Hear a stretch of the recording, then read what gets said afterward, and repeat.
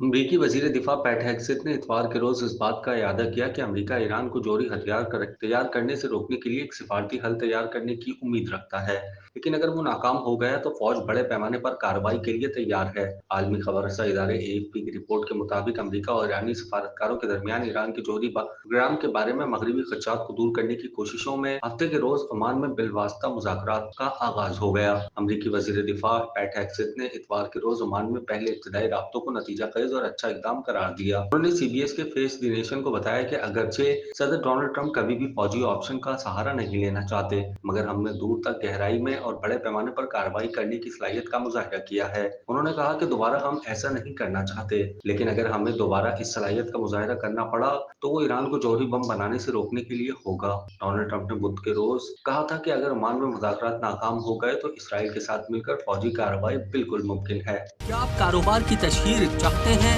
या social media platform manage कराना चाहते हैं? तो देर कैसी, अभी राब्ता करें ओनली न्यूज की टीम से। हमारा कॉन्टैक्ट नंबर आपकी स्क्रीन पर है।